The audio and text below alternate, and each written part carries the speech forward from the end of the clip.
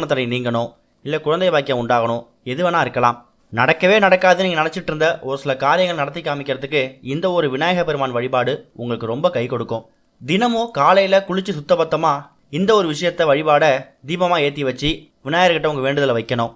அந்த நேரத்தில் விநாயகருக்கான காயத்ரி மந்திரத்தை சொல்கிறதும் ரொம்ப சிறப்பு.